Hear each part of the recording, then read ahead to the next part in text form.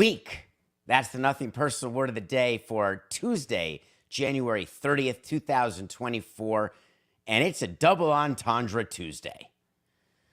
When we tell you that a player has tweaked his knee or tweaked his shoulder, or you go to somebody in your rec league and say, oh, I can't play, I tweaked my ankle, it's really code word for, yeah, I just can't play.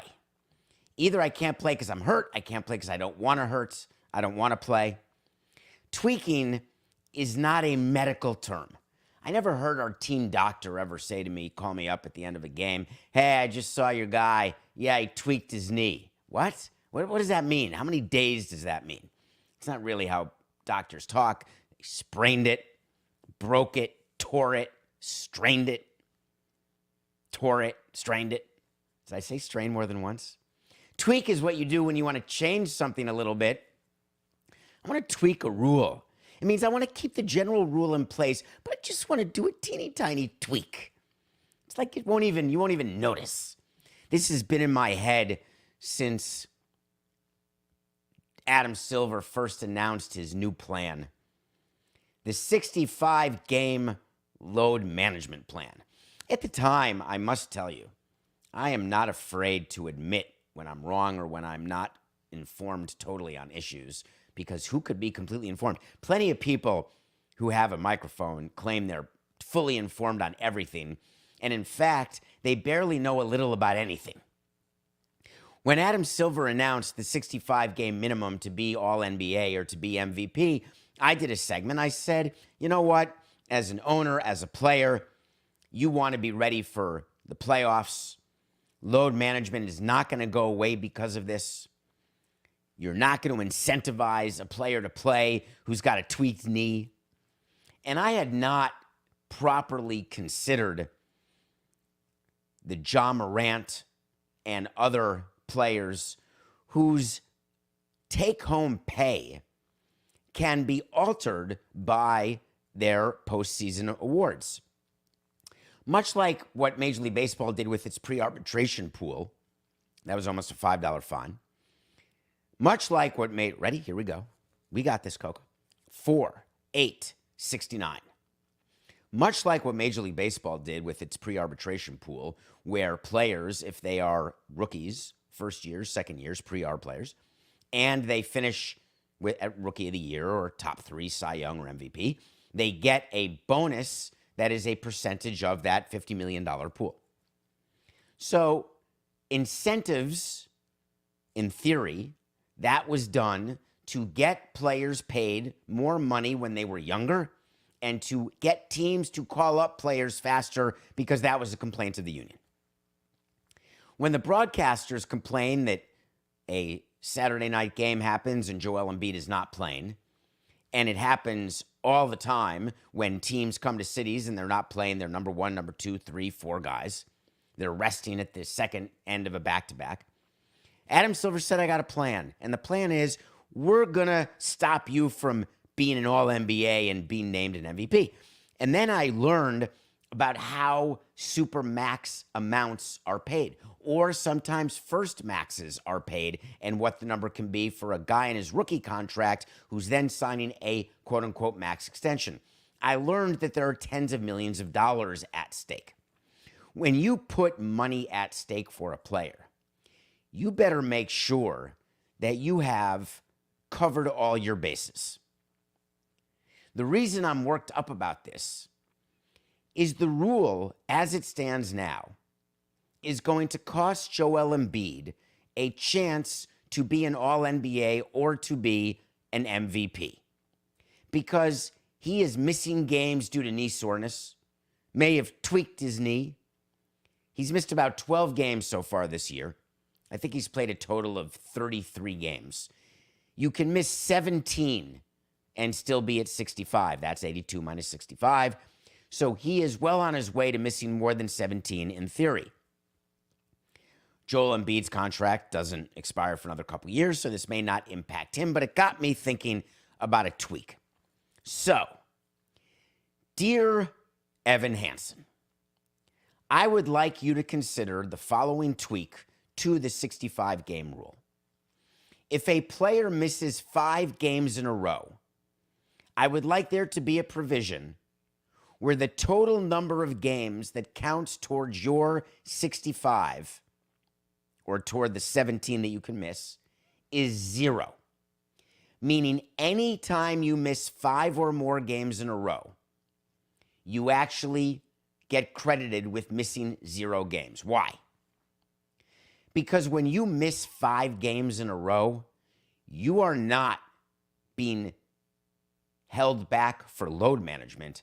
You're hurt. You're not being saved for the playoffs. You're hurt. There is no GM, there's no team, there's no analytics department, there's no player who wants a full week off at any point during the regular season, or sometimes 5 games in 8 days, 5 games in 7 days, whatever the case may be. Too many. Back end of a back-to-back, in. 4th game in 5 nights, I'm in. Long day of travel, tired across time zones, I'm in. General body fatigue, I'm in. A slight tweak of your gluteus maximus. All right, I'm in. That doesn't last 5 games.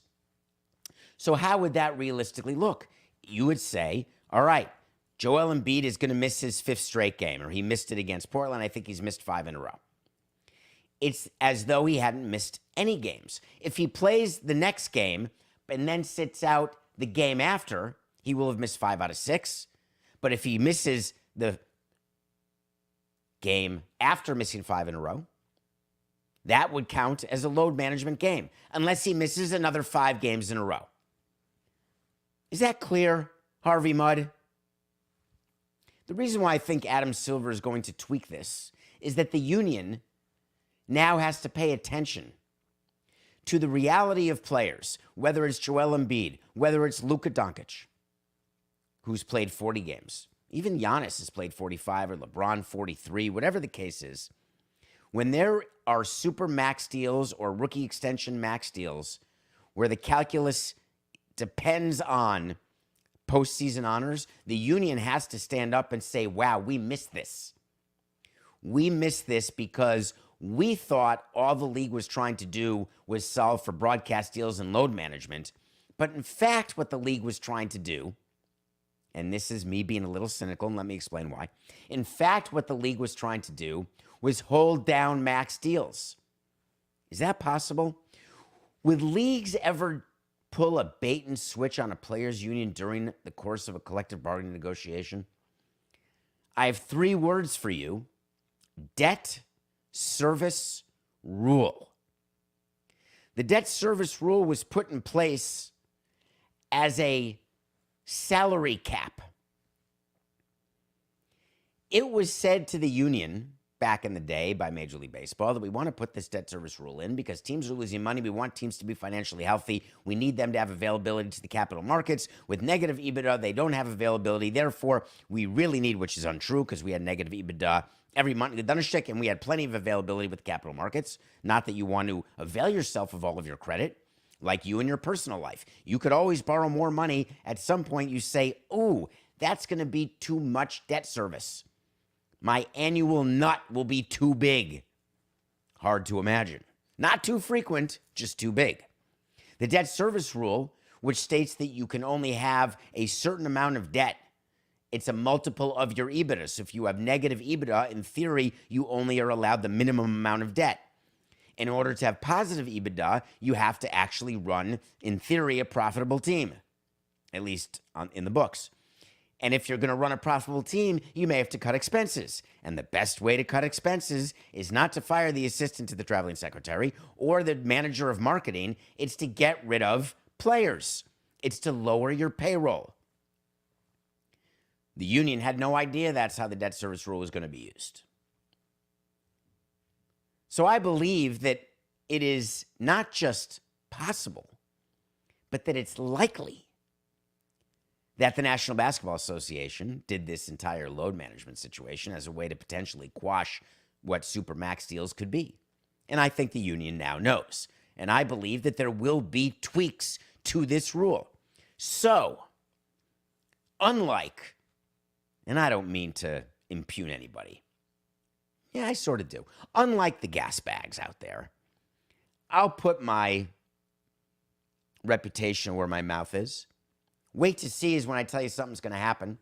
If it does, I'll revisit it and tell you. If it doesn't, I'll revisit it and tell you I was wrong. And I'm not going to say, wait to see, tomorrow's Wednesday. That's not fair. Some of my wait to sees are gimmies, actually.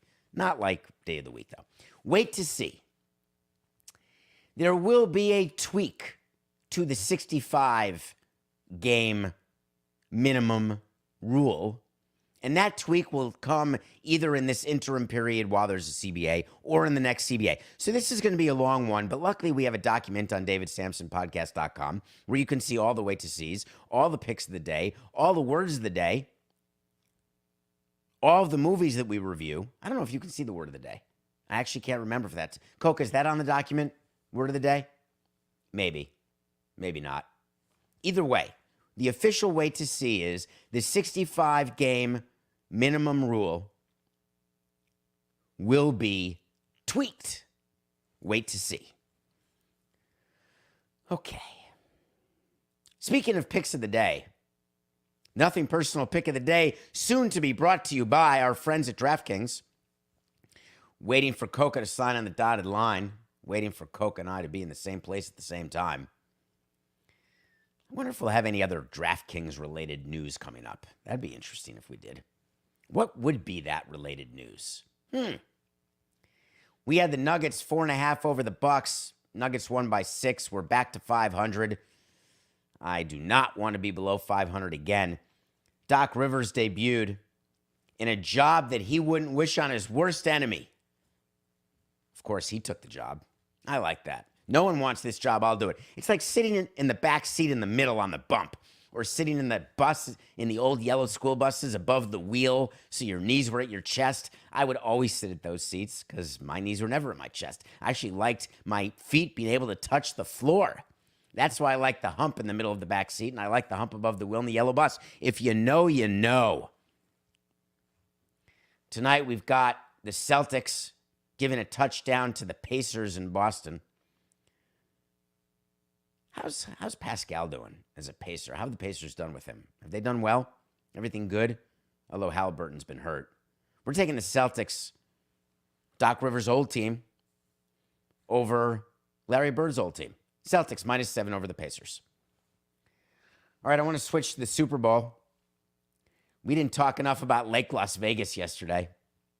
Viva Lake Las Vegas. How funny is that? All these players, families, everyone all excited to be at Bellagio. The players, the staff. Welcome to Lake Las Vegas. Hey, I want to go to dinner on the Strip. All right, that'll be a 40-minute Uber ride. I want to talk about the Kansas City Chiefs a little bit because they've got some off-the-field issues they need to deal with. And I don't mean trying to get Taylor Swift from Tokyo to Vegas, because that's not their problem. Believe me, they're not sending a jet to get Taylor Swift. Goodell may, but the Chiefs aren't. The Chiefs have to deal with the Tony situation. And I touched on it with a glancing blow yesterday on Nothing Personal. You can go back to regular episode 978. But it was a passing thought.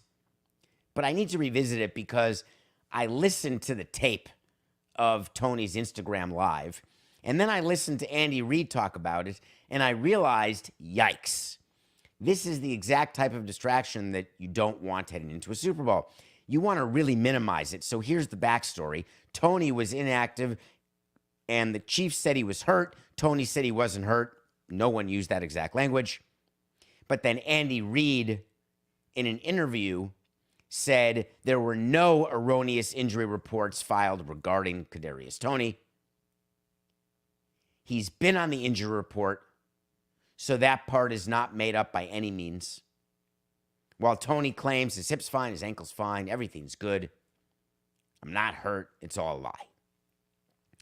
Why does Andy Reid have to go public?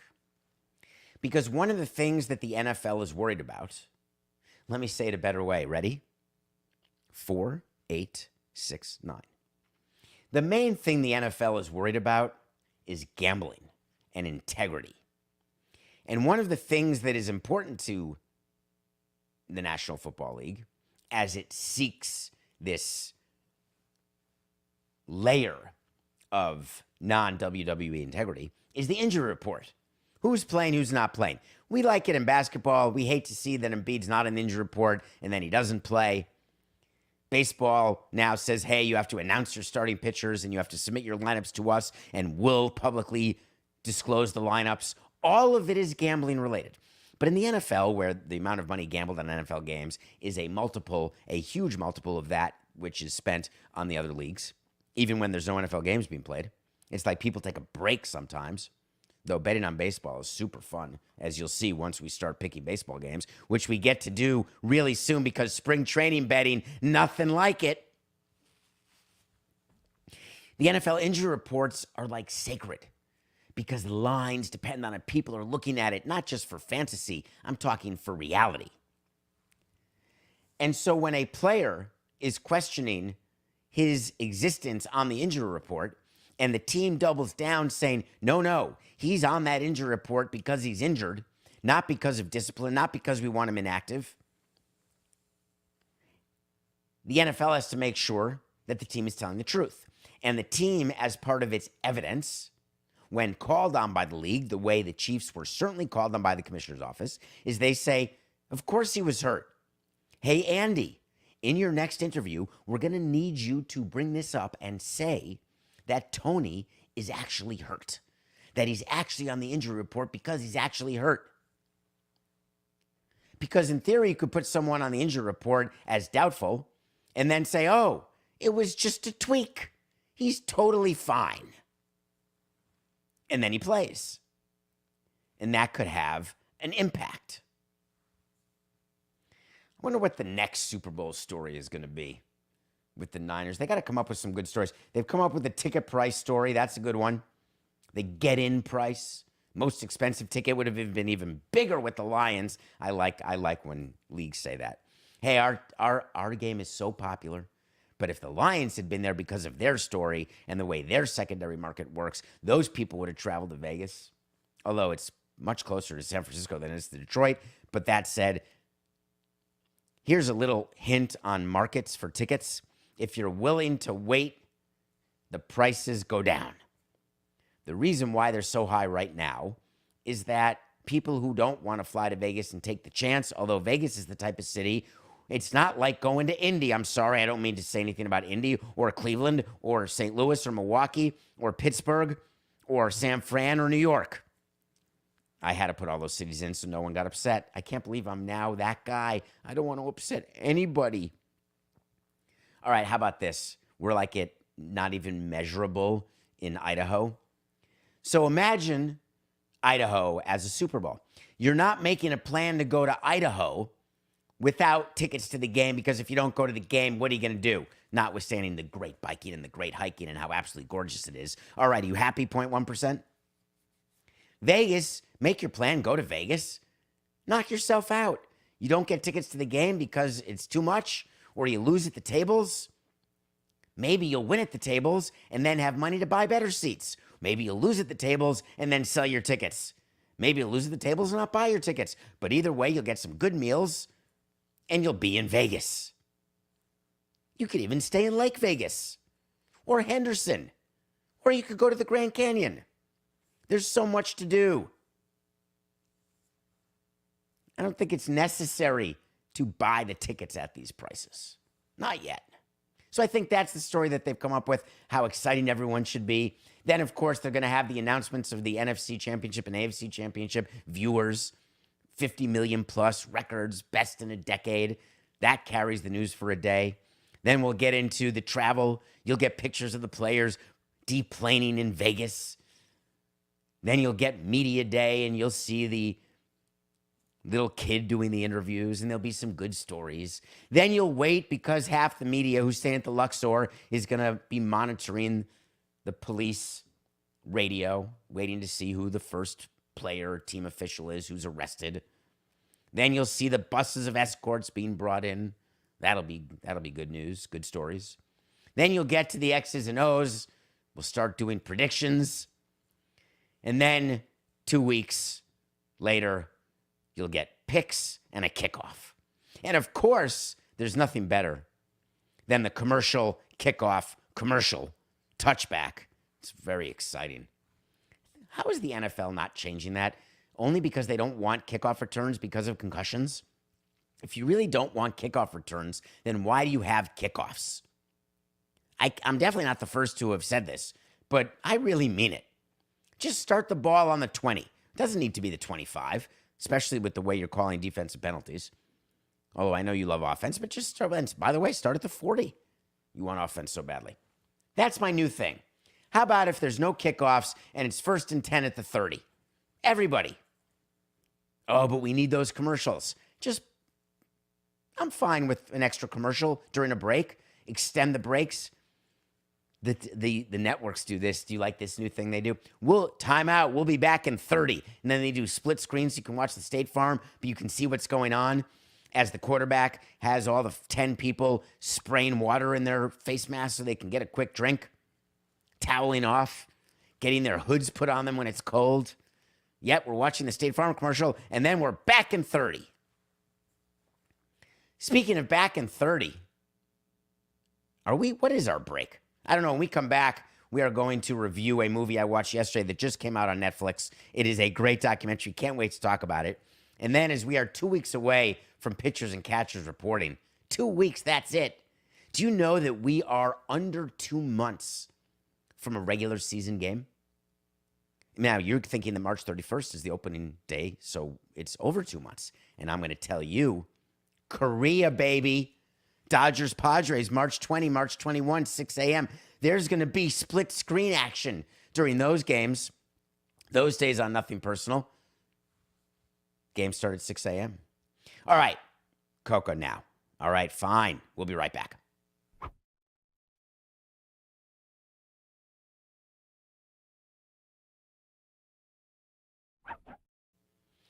Welcome back to Nothing Personal.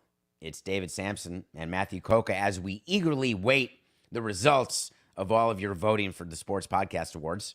When do we get the answer to that? I think it's in the first few days of February, whether or not we're just loser nominees or whether we win Best Sports Business Podcast, Best Baseball Podcast. Thank you. Keep spreading the word about this podcast. My first week doing the show, Coca and Debo sat me down at CBS and said, make sure you promote. The best way is word of mouth. The best way to grow your show, because we had like 2 listeners the first show. I used to think it was just my mother, and then someone reached out to me, Matt, on davidsamsonpodcast.com and said, I listened the first day. So that means there were 2 people listening. Fantastic. But the best way to get the show bigger is to tell people to tell other people about it. Word of mouth. So please help me in that regard. So with 2 weeks left until pitchers and catchers, we got some interesting baseball things to cover, and one of them was asked by you. You know what I want? I want to talk to Samson. So you want to talk to Samson. Oh, I forgot the review. Sorry, Coca. Should we go back to the review? All right, let's go back to the review.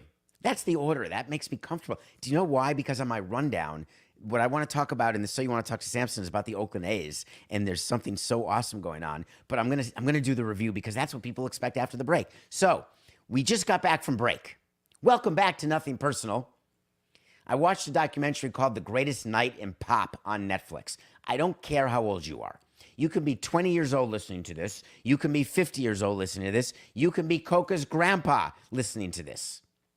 We are the world. We are the children. Do you remember that? There's a song called We Are the World. It was USA for Africa. I'd like to tell you that back in the 80s, there was famine in Ethiopia, and that's been taken care of. Not.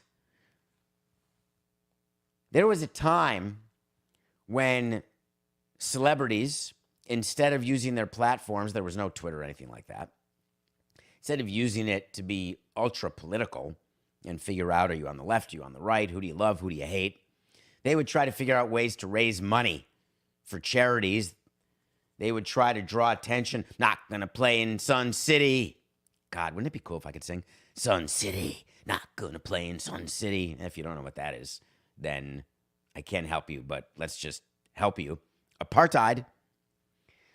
So when you get Michael Jackson, Lionel Richie, Quincy Jones, Huey Lewis, Cyndi Lauper, Kim Carnes, James Ingram, not Waylon Jennings, Billy Joel, Bruce frickin' Springsteen, Kenny Rogers, Islands in the Stream, that is, you put all those people in a room, what's the only time that you can get everyone in the music industry in the same room? Same city? Either the night of the Grammys or the night of the American Music Awards. Never even thought of that. What's the best time to get a selfie with a million stars? The night of the Oscars. Lionel Richie and Quincy Jones got together with Stevie Wonder and they said, we're going to do a song and then we're going to get everyone in the same studio. We're not going to tell anyone where it is till the last minute. Then we're going to get everyone to come, including Sheila E. and The Glamorous Life. And we're going to record a song. It's going to be a huge hit. And then we're going to make a documentary 30 years later to show how it all got made. And the way this sausage got made is CAF. And I don't just mean the Challenged Athletes Foundation, which, as you know, is one of the great charities out there. Shout out to you, Jeffrey Essicow and Sarah Reinertson and all, Christine, all the great people at Challenged Athletes Foundation, celebrating their 30th year and helping people who are physically disabled and have lost limbs, get wheelchairs, and be able to participate in athletics. The way you do it is you get them all in the same room, and then you record. This documentary is exactly about that. And if you haven't heard of any of the people who are on We Are the World, no matter your age, you literally live on a desert island with the others. Go check out The Greatest Night in Pop. Either you will feel nostalgia to the point of a warm blanket washing over you with the hair on the back of your waxed neck sticking out straight, or you will say, God, they look weird. Either way, you will be touched, you will learn something. What else could you want in a Netflix documentary? It's called The Greatest Night in Pop. So You Want to Talk to Samson is from a movie called Half Baked. I'm not going to make you play the music again. I don't want to take the time. We only have 17 minutes left. Half Baked, character named Samson. Get into my Twitter at David P. Samson, hit follow, and ask a question. David, as the media expert, let me stop there. I am not a media expert, but that is a good way to get your question on the show. It's even better than hello, David. David, as the handsome devil that you are, at 65 inches and 134 pounds. No, I'm just kidding. All right, that's not what the question was. David, as the media expert on the A's relocation to Las Vegas, I'm not really that. I do have a position that I'm not going to change. Do you believe that they will raise payroll as they said they would in Ken Rosenthal's article? Well, thank you for asking, because you give me a chance to pump something that I have no commercial benefit. I get paid zero by The Athletic. Literally zero. As a matter of fact, their group of podcasts compete with mine. And yes, we kick their arse, thanks to you all. They actually have all their podcasts, all like their baseball podcasts, count as one. Anyway, I digress. They're amazing podcasts. You should listen to Starkville. Listen to Fair Territory. Ken Rosenthal, read his articles. Read their articles on The Athletic. It's cheap, and it is really good journalism. Ken Rosenthal wrote an entire article about the Oakland A's saying, show me, don't tell me. I used to really not like it when members of the media, including Ken Rosenthal, who now is a friend, who when I was in the game was not. And the reason he was not is that he had sources within an organization, which I now respect him for, but back then I was always trying to find him, like playing whack-a-mole. Why do you know about a deal before we do? I mean, that never happened, but before we wanted anyone else to know. In addition to having sources that make him the best baseball reporter out there, and yes, the best baseball reporter out there. Sorry, Jeff, you know it's true. Rosenthal has a thing about owners not spending money, which was a thing with me because he thought our owner was amongst them. And I tried to explain what the finances were and why things are the way they are. healthy dose of skepticism on his behalf as it relates to many teams, most recently the Oakland A's.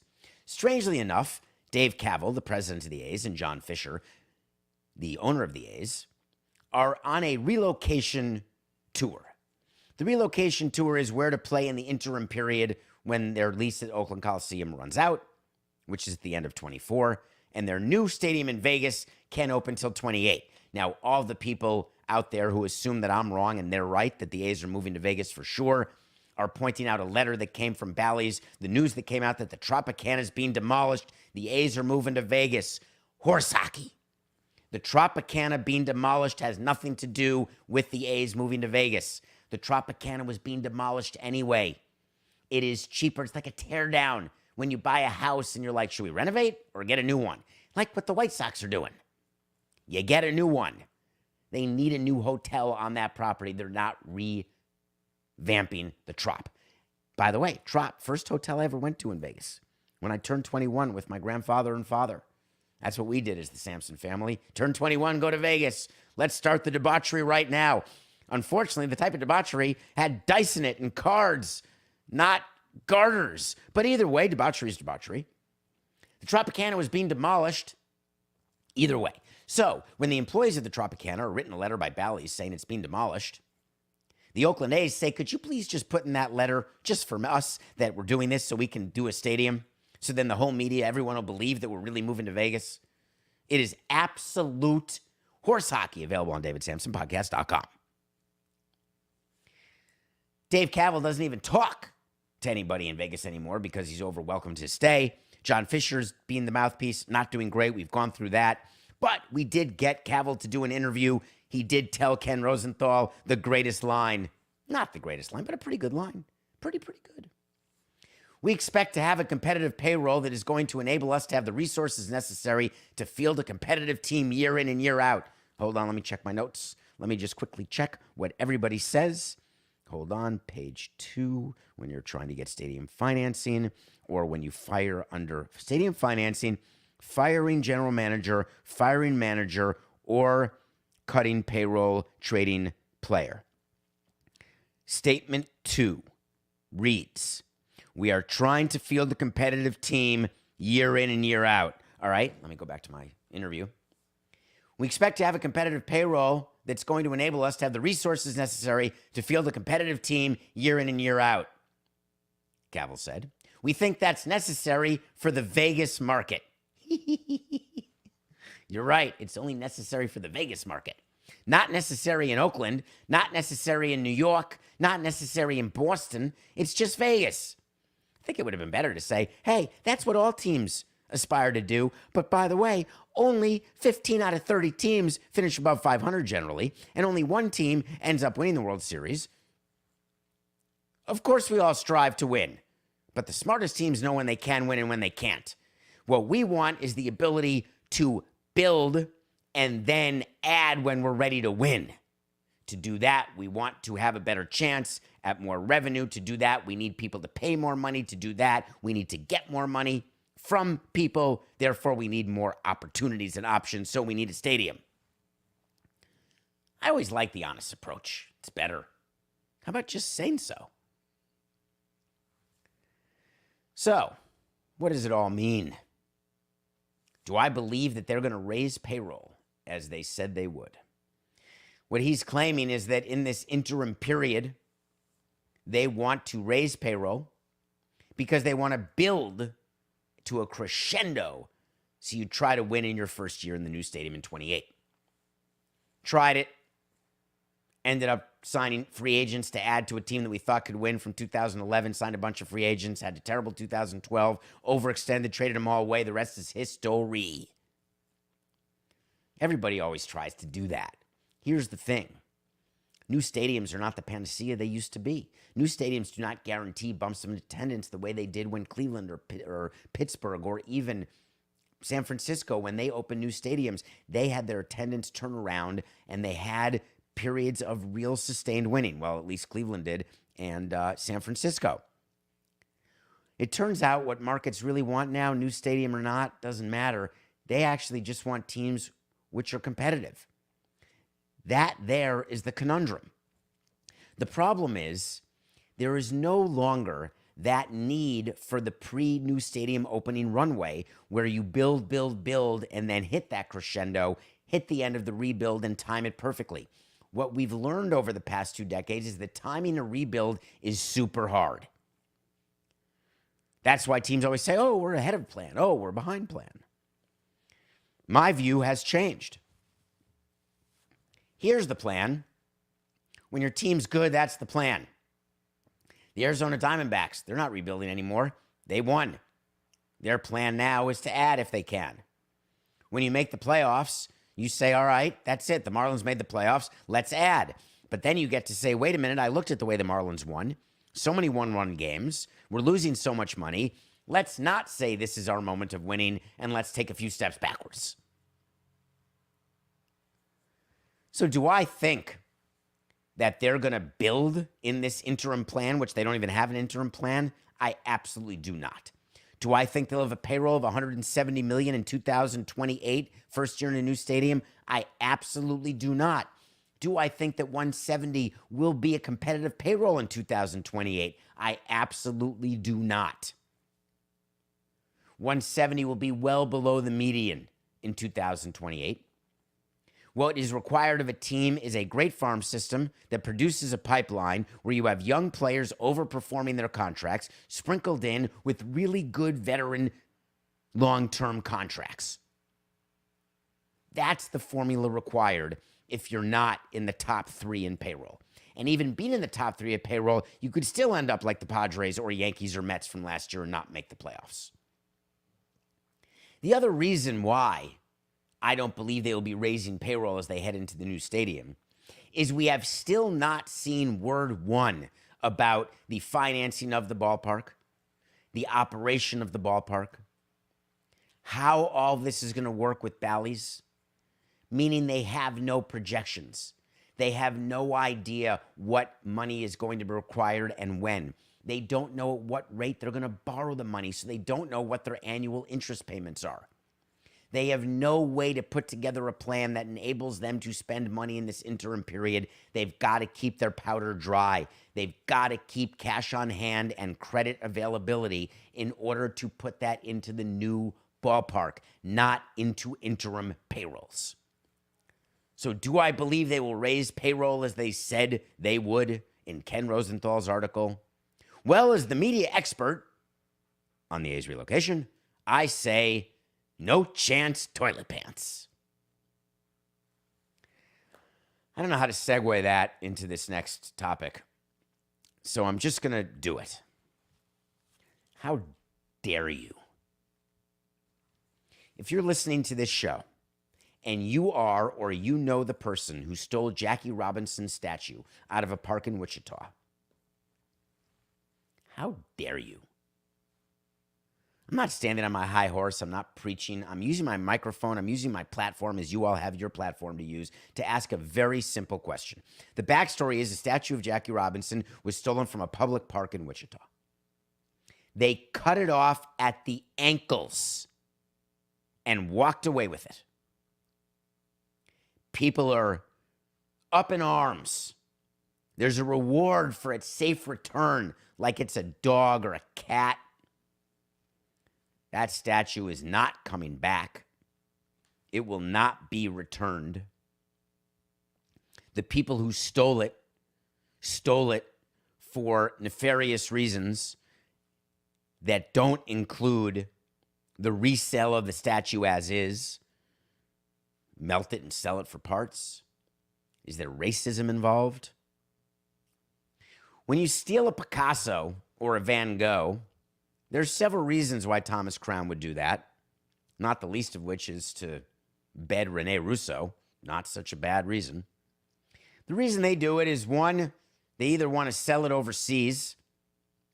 Two, they want to live with it. Three, they're addicted to the high that comes not from the needle, but from the taking. When you steal a statue of Jackie Robinson, none of those reasons exist. You don't live with it. You can't. You can't resell it overseas. It's not There's no market for it. None at all. Melting it for its materials? Give me a break. I'm just curious, who does that? Just the other day, someone threw, I think it was pumpkin soup on the glass protecting the Mona Lisa. I've covered this on the show before because it's happened before. For all of the people on the left who believe that drawing attention to climate change by me gluing myself to center court, that's going to make a difference. I'm going to chain myself to this bridge and slow down traffic. That'll stop fossil fuels. I'm going to stop cow farts by throwing soup on a painting. Really? That's the best you got? And throwing and defacing art, though, when it's protected, you're not defacing it. You're just being an idiot. Stealing art, inexcusable. Stealing anything, just go earn it. Get a job. All the people who earn money illegally. That is sort of me being on my high horse, I guess. I make more money dealing drugs than I could working at Walgreens. All right, but you also run the risk of losing your freedom. No, I want that. That's fine. I get 3 square.